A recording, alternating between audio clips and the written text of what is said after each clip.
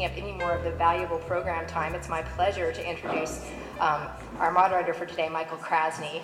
If you're an NPR geek like I am, you're kind of a little bit wowed by even being in the room with Michael Krasny, which is pretty awesome.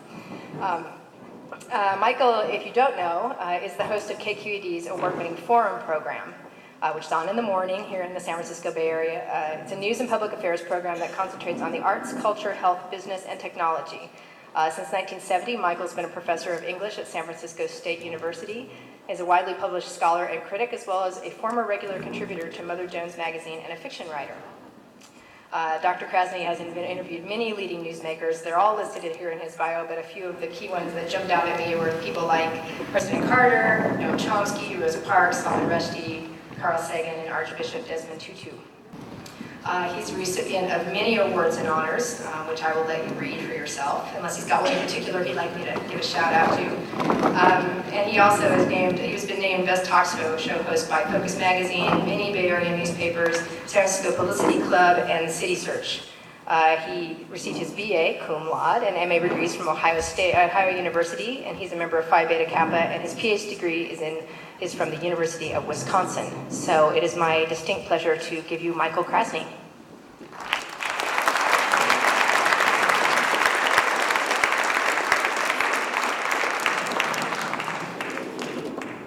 Thank you, and thank you all for being here.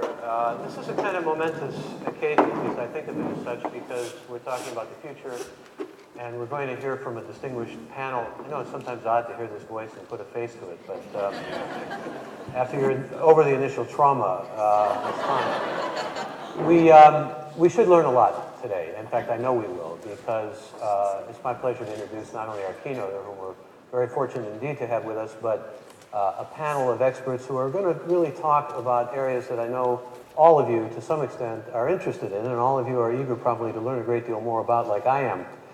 We're going to have people talking about Bay Area water supply and conservation. We're going to have experts on businesses talking on the future, essentially, that we want to create with Henry Gardner from ABAG, who has led a whole study on sustainability in the future. And I'll introduce each of the panelists individually, but first it's my privilege to introduce to you our keynote speaker, and that's Eamonn Kelly. Let me just say a few words about him.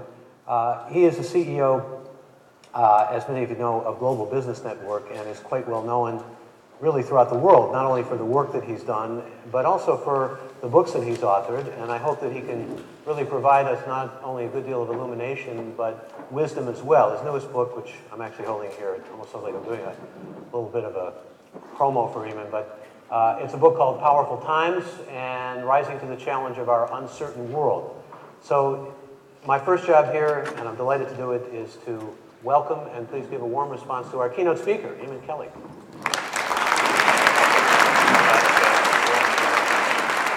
My job here is really quite simple. I'm here today to tell you stories. So I'm going to invite you now to sit back, relax, let the pressures of the work week drift away from you, even though it's only just begun, and hopefully enjoy yourselves. To be more precise, I'm going to tell you 5 stories. And given that the topic of the day is the Bay Area 2030, it would not be unreasonable for you to assume I'm going to tell you 5 stories about the future.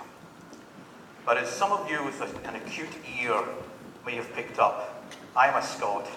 And we are a contrary and a willful people. And therefore my first 2 stories are going to be not about the future, but about the past. For 2 reasons.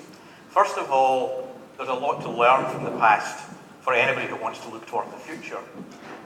And secondly, there's a lot to unlearn from the past, because the past is where we came to the assumptions about the future that are profoundly wrong. So my first story is going to be a story about what we can learn from the past, and my second story, a rather more ambitious one, about what we have to unlearn from the past, the assumptions and beliefs that we have to let go of in order to think about the future. Then I promise I will conform to your expectations, and I will tell you 3 stories about the future. You won't like them all, but you'll get them. So my first story is about everybody's favorite topic, really. It's all about me. And it goes back 25 years to my birthplace, Scotland, where I became an accidental member of one of the first waves of social entrepreneurs in the United Kingdom. And I set up 2 organisations in Scotland, both of them aimed at creating employment and training opportunities for unemployed people in communities and economies that have been devastated by economic restructuring. One of them was also aimed on tackling the problems of environmental degradation in central Scotland.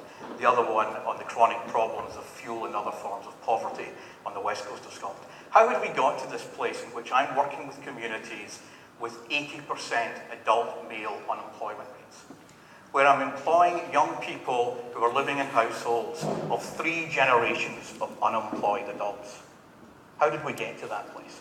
How did Scotland, my Scotland, at the forefront of the Enlightenment,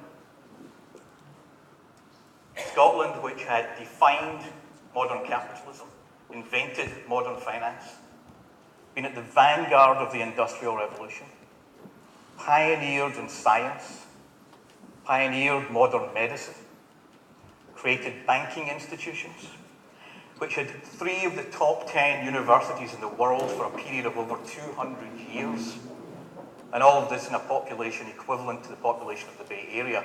How had Scotland come to this point? We had missed the latest mid-century, mid-20th century waves of globalization. All our great work in creating and administering the empire for the English had come to pass with a huge industrial dependency on shipbuilding, coal mining, on railroad fabrication and steel making. And these activities had started to migrate in the next wave of globalization, which we missed. And we had 80% adult male unemployment in community after community after community across Scotland. And I came to believe that the people of Scotland were waiting for the past to come back. We were waiting for these lovely jobs that lasted for life, which lasted for 1 generation, my grandfather's generation, where they get trained in their late teens. They literally acquired their toolkit, and that was them for the rest of their lives. We missed the waves of change. Moral of that first story: nobody, nowhere is immune from the pressures of change. No matter how successful a region has been, a people has been, an industry has been, a sector has been, the waves of change come crashing, and suddenly you find yourself looking with great nostalgia back at the past. Well, my work in Scotland became about trying to generate nostalgia for the future, by trying to articulate a future that actually was better than the past despite the misery of the present. I hope I never stand in the Bay Area in Silicon Valley and have to try to create a nostalgia for the future, but I will if we are complacent and we don't learn from what's happened in other areas. No matter your strengths, no matter your achievements, you are not immune to the forces of change. Now I want to tell my second story, and again, it's in the past, but this one's different. This one's about how do we think about, well, thank you very much indeed. Since I'm here, I'll press the button. I'm not quite sure I'm trusting the technology yet. I'm going to do something really quite ambitious here. In about 3 or 4 minutes, I'm going to try and rush you through the last 500 years of human history. So, ready, steady, go. It's 1,500, folks. How many people on the planet? About 300 million. Less than 5% of today's global population. No matter which region of the world you're living in, most people are living at something pretty close to a subsistence standard of living. There is no huge difference between regions in terms of their wealth. Where has innovation been coming from for the last couple of thousand years?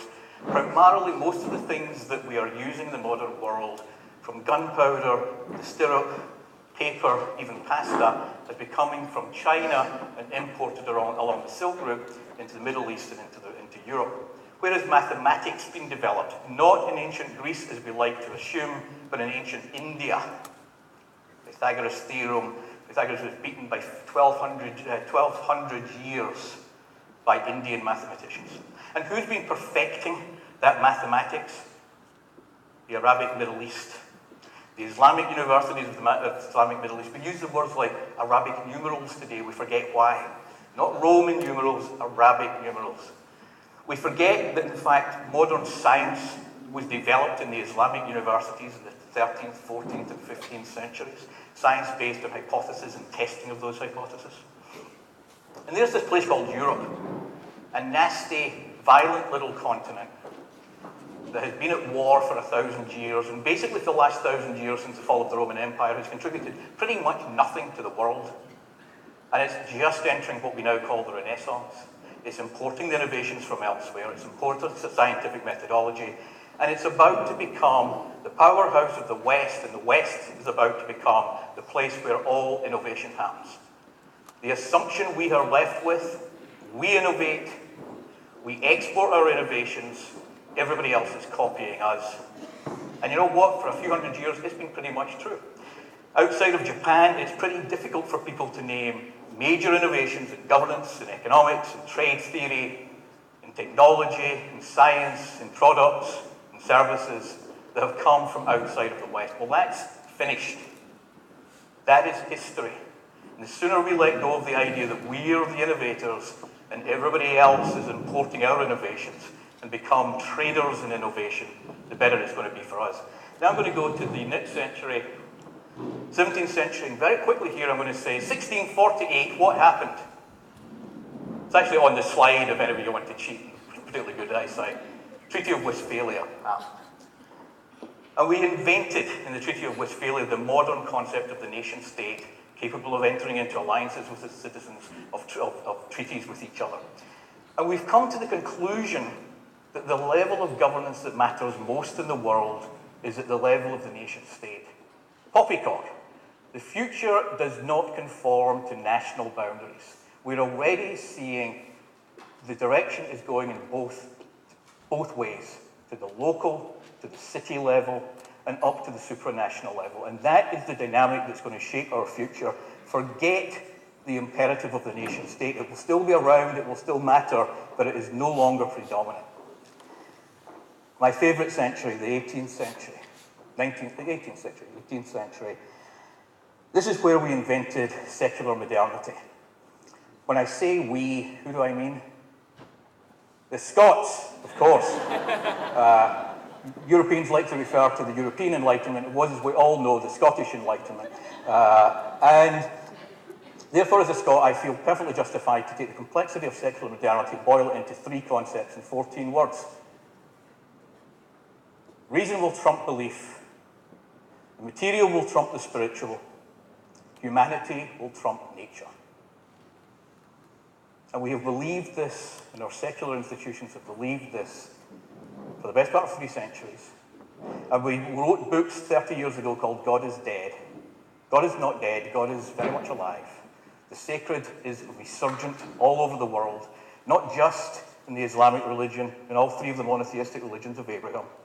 And not just conventional religion, but the rise of spirituality, even in atheistic Europe. More and more young people are proclaiming that they have spiritual values and beliefs that guide their lifestyles and choices.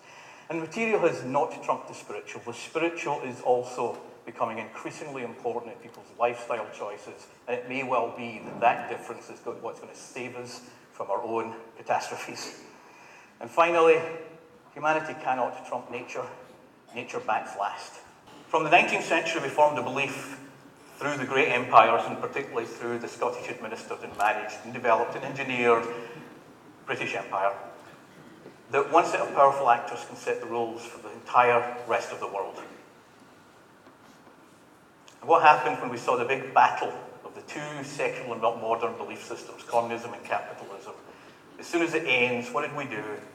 We created something we called the Washington Consensus, which was supposed to be the way that the entire world would go about governing itself, trading with one another, the rules that would be associated with intellectual property, the ridiculous rules that we think we can impose on the rest of the world regarding agriculture. We can't set the rules any longer. We're in a multipolar world. We're in the beginning period of the first phase of post-Western globalization, in which all the actors in the world are co-creating a new rule set. And given the mess that we've made of things over the last few years, I suspect they might get it better than we have. Now I'm going to turn finally to the 20th century. This wonderful, remarkable, misleading century in which, I'm going to argue, we could have created a bunch of assumptions about growth that no longer apply. This is a century in which we quadrupled human population of the planet. Never seen anything like it before, and we'll never see anything like it again. This is also the century in which we created more economic output in 100 years than in the previous 70,000 years since mankind emigrated from Kenya combined. And both the population growth and the growth in economic activity had profound implications, and we have to learn from what went wrong. First of all, the growth in prosperity was unevenly distributed in the extreme. This graph is just a simple demonstration of the fact that in the course of that century, we went from a ratio of 9 to 1 between the richest and the poorest parts of the world, and we ended the century with a ratio of about 75 to 1. Totally unsustainable distribution of wealth, with kind of paradoxical results, which is, turns out, we used to think that as people get smarter, and better educated, and wealthier, they stop believing in God. No, that's not what we do. We stop having children. We stop having children. And so we've completely skewed, in the latter part of the 20th century, the demographics of the population. The wealthiest parts of the world are the rich old millions, and the poorest parts of the world are the poor young billions, because they've kept having children. And something like 95% of the growth in population through the rest of this century will be exclusively in the less developed part, in the historically less developed parts of the world. This has profound implications. I call this the demographic switcheroo. From 1950 to 2050, we see a completely reversal of the demographics between Europe and Africa, two adjacent continents. 2.5 times in favor of Europe in 1950.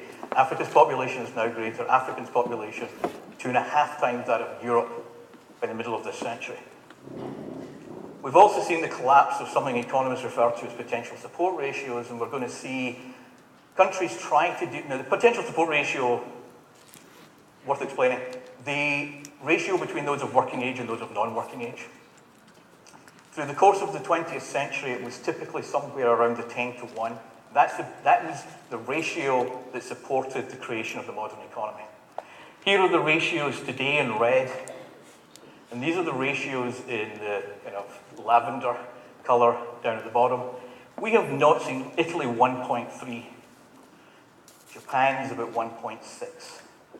We have not seen modern economies work with these kind of potential support ratios. We don't know how they work. But what I do suspect is they're not particularly sustainable based on the growth models that we've had historically. We've also seen, of course, immigration to the cities, and so we've now become a city planet, and we're at the crossover point. More than half of us now live in cities, and 70 million people, more than 1% of the world's population, every year migrate from rural areas into cities. This matters. Cities are where innovation happens, where renewal happens, and where I suspect if we crack the nut in sustainability, it's going to be much more at the city level than it's going to be at the national level. Why does that matter? Well, here's an interesting fact about where are the great cities of the world. 1900, there's one city, Tokyo, which I consider to be an honorary member of the West because Japan had aggressively westernized in the latter part of the 19th century. One city outside of the West. Where are we headed now? From the original lists, there are 2 left, and one of them is in the West. In other words, if my hypothesis is right, that cities are where new entrepreneurship, the work of women gets monetized, so it transforms the lives of women in profound ways, where new commercial activity takes place and where sustainability is cracked, it ain't happening anywhere close to Silicon Valley.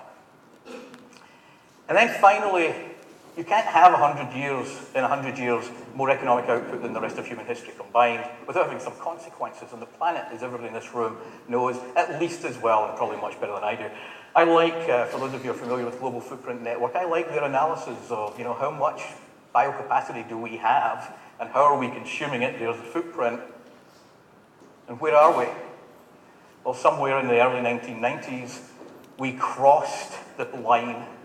That line that runs a clock across there that's what you can do with one planet. As soon as you go above that line, you need more than one planet, and we went there in the early 1990s. Right now, I think we need something like 1.3 planets. How did that happen? Well, here's a map of ecological creditors in green and debtors in red, and of course, there's nasty old Europe. Ecological ecological creditor, even as early as the early 1960s. Look what happens when we come forward to 2005. We see a lot more of the world moving into ecological debt. Now, what happens as the next 4 billion join the global economy? One slightly frightening thought is that if even in one dimension the rest of the world follows the US, and that one dimension being car ownership and usership, that one factor, leaving everything else aside, how many planets would we need for our biocapacity? 8. In other words, in one single dimension, if the rest of the world does what we do, we have 1/8 of the biocapacity we need for the future. Okay, that's not very happy. So if you're really unhappy, let me now tell you some stories that will just get you leaving, probably. So, there's coffee and Valley up apparently at the end. I want to tell you 3 stories about the future now. And the first thing I'm going to say is I'm not really going to focus these on Silicon Valley or the Bay Area, because we don't live in a bubble here. But I will ask you, as I tell these stories, they're macro-level stories, I will ask you to think about what does this mean for our work and for how we put together sustainable footprints in the Bay Area. And I put these stories in a kind of left to right flow because that's how we think about time, and there's a time dimension to this. The first story I call Market World. We get a shot at figuring this stuff out through market mechanisms primarily, but I'm going to qualify that in a moment. And then we're into what I call Managed World. We've got 10 years to get Market World starting to work. If we don't go there, we're into Managed World, and that's going to be a pretty chaotic and fragmented world, and I'll explain that in a little more. And if we don't get that, we've got Mangled World, which the title would suggest is the least happy of the 3, and I'll pray that we don't end up there. So let me say a few words, first of all, about Market World. First thing I want to say is, not free market world. We're in a crisis of economic externalities, and free markets absolutely suck at dealing with externalities. So this is a world of governance at all levels, with governance working with the grain of the market. Secondly, when I say market, I mean both sides of a market. I mean supply and demand. We don't get there without changes in consumption patterns. So individual responsibility, civic responsibility, perhaps a re-embracing of the spiritual, huge part of this. Third point I want to make is technology is huge here, but probably huger than anything else is simple common sense efficiencies. And I believe some of our speakers will be talking about the low-hanging fruit and the high-hanging fruit in terms of getting much, much greater efficiency into our economy. Every enterprise in this scenario, starting 10 years ago, this year, the next couple of years, follows the example of our host Sun and becomes a company truly aiming towards true global sustainability and local sustainability. Technology is key in this scenario, but it's not the technology we've known in the past. It's networked, it's bottom up as much as it's top down. It's cheap, so that it's available to other parts of the world. It's not protected in the same ways that we've protected our intellectual property for a very, very long time, because we can't afford the costs of that. This is a world in which I would guess the global economic model shifts pretty dramatically from the one we've created over the last 30 years, in which we make things in the cheapest possible place and then ship them halfway around the world to the place that people want to consume them. I think this becomes a much, much more locally driven market economy. This is an economy, this is a scenario in which we actually solve probably the largest riddle of our times, which is how can we create prosperity for the other 5 billion people without destroying the planet in the process? And that requires a lot of innovation in a lot of arenas, including how we organize, how we disseminate, and how we make sacrifices and choices. There's no plain sailing in this world.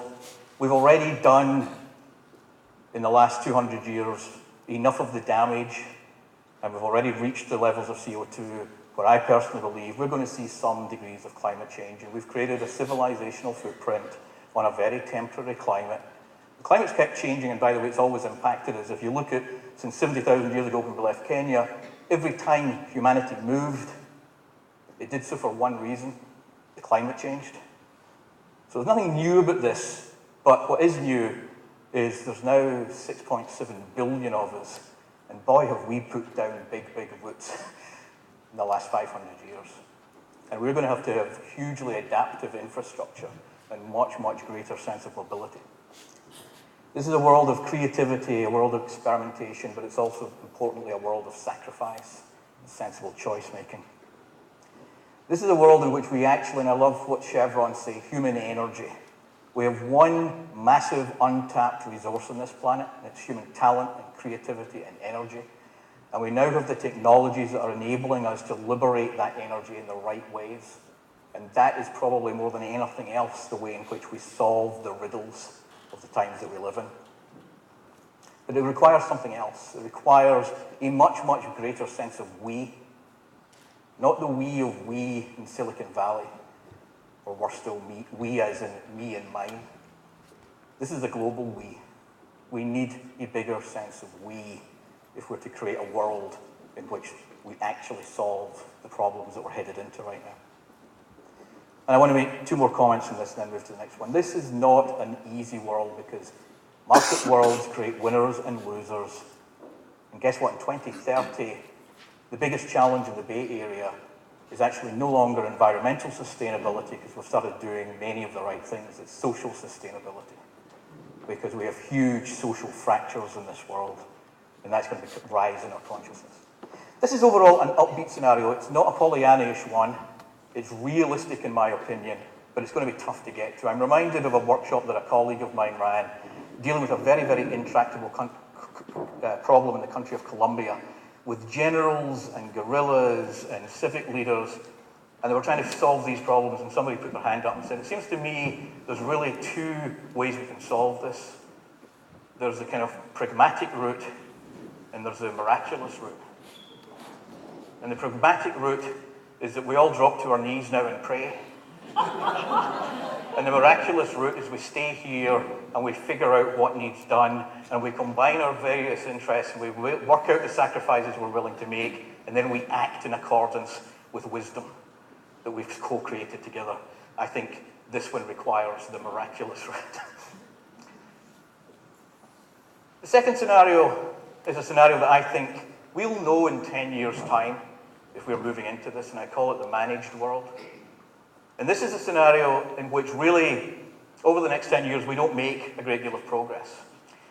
We don't see technology solving problems. We don't see the emergence of a global we. We don't start to figure out how on earth can the other 5 billion have prosperous lives without destroying the planet. And it's a scenario of reaction and remediation as things get bad. It's a scenario in which our will is not equal to our challenge. It's an incoherent world, and it's a world of imposition. We have to change our lives at the individual level, at the organizational level, at the local and regional level, because we're forced to. And it's every region for itself mentality. Every part of the world is trying to solve its own problems through its own self-interest initially, and it's messy and it's difficult. There's a lot of rationing, regulation. I was born in the United Kingdom in the last few years of rationing, and I remember what it's like to literally see my parents go through when I was 4 years old. They were still going through their ration books and a little stamp telling them that they'd had the pound of meat. And you can just easily imagine how much meat you get in a world in which there's 10 times the amount of resource put into every calorie than through grain. You can imagine this world happening. It's not that difficult. It's a muddle-through scenario in which by 2030, unlike the roaring 20s of the 1990s, of the 20th century, we've got a new name for the 20s. It's going to be the tough and terrible 20s. We're going to come through a really, really hard period. And what triggers all of this? Refugeeism, water crisis, resource conflicts, health problems. We know what the issues are if we don't get on top of the environmental and the climatic challenges. By 2030, in this world, we're getting towards a greater coherence. We've toughed out the worst of it. We've forced ourselves into different kinds of consumption patterns. We're starting to get a little bit more coherence. We're starting to open up the trade opportunities again. But it's a tough, tough, difficult world. We've averted disaster. We've challenged and changed our lifestyles. And now we're going to have to actually rebuild the global civilization because it hasn't, the global piece of the civilization has not survived the pathway. That may sound challenging, but we can live through it.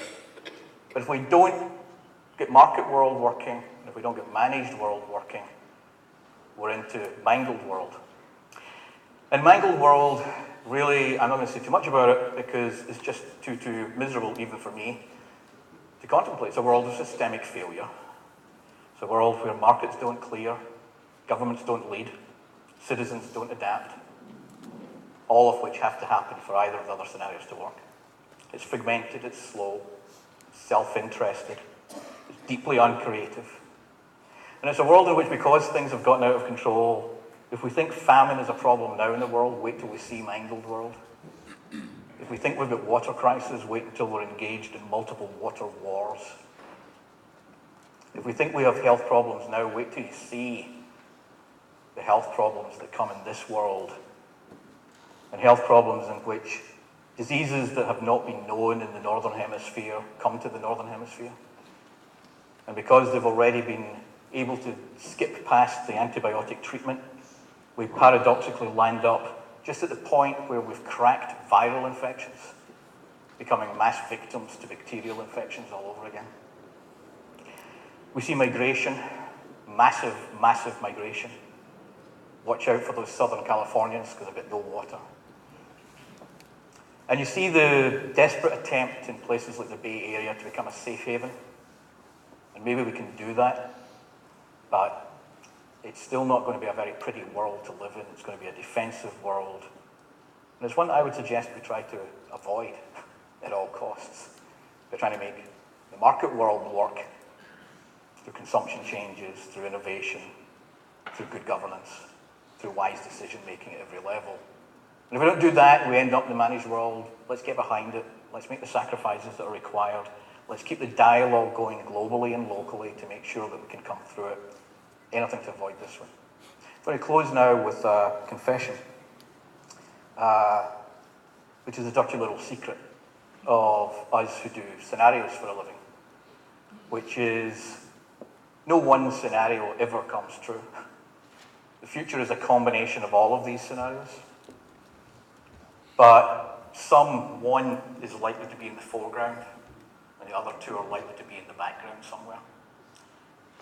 Which one do you want in the foreground? And what can we do to make that happen? So I will now officially wrap up my 30 minutes with a very quick summary of what I describe as 10 points to ponder. There's no special immunity from change, so don't think that because of the incredible assets, entrepreneurial energy, wonderful lifestyle, and all the other wonderful things we enjoy in the Bay Area, that we're in any way immune from the forces of change. Remember Pascal's dilemma, the French philosopher who chose to question, should I believe in God or not? And what he figured out was, well, let's think of the alternatives. I choose to believe in God. Either I choose to believe or I choose not to believe. And God either exists or he doesn't exist. So what should I do? I choose to believe in God, and God does exist. That's really bloody good. I like that. I choose to believe in God and he doesn't exist. That sucks a little bit, but it's not a disaster, and you know what? I'll never know anything about it anyway. I choose to believe in God. I choose not to believe in God, and God doesn't exist. That's cool. Though once I'm dead, I won't really get to enjoy it. Or I choose to believe I choose not to believe in God, and God does exist. That's really not a nice option. I think we are exactly in Pascal's dilemma just now. Do we choose to believe that the mangled world is a real option or not? I suggest that the better alternative is to believe it and do everything we can to avert it. Social sustainability, as I mentioned in one of these scenarios, is undoubtedly going to join environmental sustainability as one of the greatest challenges, whichever scenario we move into. We don't just need innovation in our technologies, we need innovations in how we organize. We are stuck and saddled in this world right now with organizations perfected for a 20th century reality that no longer exists. They do not have the adaptive capacity, and they've been designed to harness human energy based on the all-seeing vision of leaders We know that no leader now has all-seeing vision. We have to liberate energy, and that's the future model of organization, is one which liberates as well as harnesses energy. Global clusters and importers of ideas. Early on here I said we've got to be able to import ideas. We need to be part of global, not just local, innovative clusters, and we have to have the humility to become learners again and to import the ideas of others. Safe havens and migrations. Whatever scenario we move into, we've got to do our very, very best to make sure that this part of the world is a safe haven for us and for others potentially, and we have to figure out what is our policy and who do we want to bring in, how do we want to bring people in.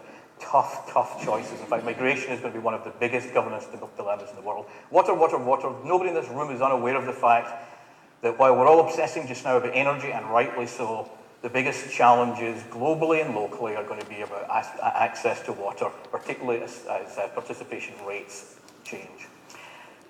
Spiritual material rebalancing. I actually think that the resurgence of the sacred, which many people see as a great threat, could be a huge opportunity. I personally believe that the most forceful advocates for change in environmental policies will eventually be all of the major forms of religion around the world, because they are going to embrace nature as part of the sacred. Stakeholders, more of them, and they matter more. So every organization here who is involved in any form of enterprise that requires permission to play, you're going to have more stakeholders and more people to satisfy, and the sooner you engage with them, the better. And finally, this is a world in which the paradox of the commons is reversed. The paradox of the commons is that everybody wants to overuse the commons because that's in their self-interest, up to the point where, guess what, there's no commons left. In this case, the commons is reversed. You can do everything you want to improve everything you do here and be as responsible and good stewards as you possibly can be, and other people can still screw up your future for you. And therefore, you have to engage, not just locally, but globally, because you're not isolated, we're not in a bubble. So I believe that I have kept beautifully and firmly to time, and I will now pass back to Dr. Krasny. Thank you very much indeed.